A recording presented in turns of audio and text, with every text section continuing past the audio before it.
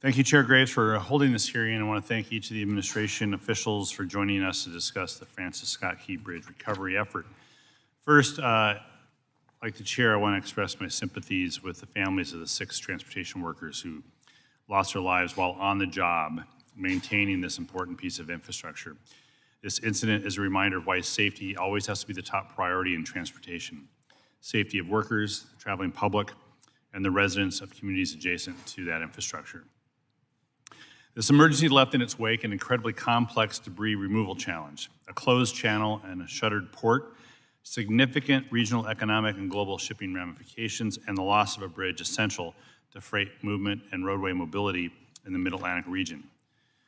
Vice Admiral Gautier and General Graham, I want to commend you and your team and your leadership and the tireless efforts of the women and men under your command for their incredible work to safely remove debris and return the channel to the operations that currently exist under extremely challenging circumstances. The degree of difficulty became clear when I visited the site of the collapse last month. I want to thank the Coast Guard, the Corps, your state partners on the Unified Command, especially the Maryland State Police, for guiding many members of Congress in our various trips to witness the damage. I look forward to hearing the latest updates from you today on the status of the cleanup and the estimated timeline for the full reopening of the Channel and Port of Baltimore operations. I'm also eager to learn what resources and authorities the Coast Guard and the Corps will need from Congress as the full costs and impacts of the response become more concrete. The Coast Guard has expended significant fiscal year 24 operations and support funds to respond to this emergency, and we're grateful the Coast Guard always does what it needs to get the job done. Yet it's unreasonable to expect the service to absorb these response costs, which were obviously not budgeted for in advance, without impacting the Coast Guard's ability to perform other missions. So the service must be made whole. Similarly, the Corps, in responding to the emergency, has used fiscal year 24 operations and maintenance funds appropriated for the Baltimore Harbor and channels. If not replenished, the diverted funding will impact planned maintenance for the Baltimore Harbor once the response is complete and in future years. These amounts were not, however, sufficient to fund the response. And last week, the Corps announced a reprogramming of $20 million in unused funds to continue channel clearing work. This level of reprogramming is unprecedented and demonstrates, in the absence of supplemental funds provided by Congress for this cleanup, the budgetary juggling the Corps has to do to get the bridge out of the water and off the vessel so the Port of Baltimore can reopen. That juggling will continue. I urge the Corps and the Coast Guard to communicate to Congress early and often on what your needs are in this process, on your plans to ensure this work can finish uninterrupted, and to do so in a partnership with the legislative branch.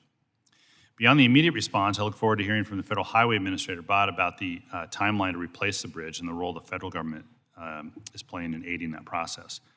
Congress established the Emergency Relief Program in 1958 as part of the Federal Highway Program to provide for the reconstruction of highways and bridges in the event of a disaster.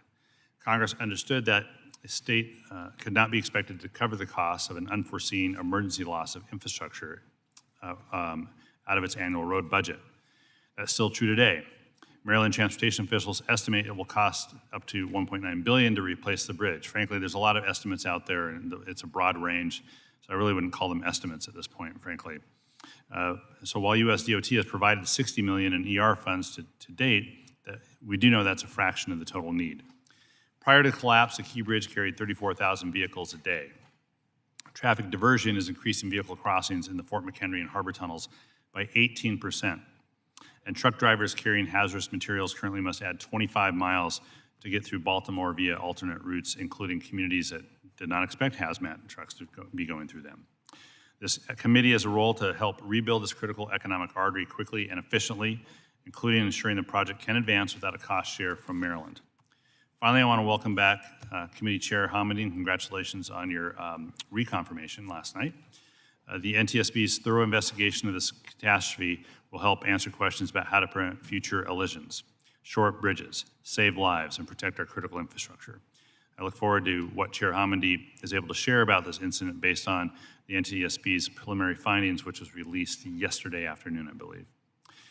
So thank you to each of our witnesses. I want to thank the Chair for calling this hearing today, and I look forward to what you all have to say. With that, I yield back.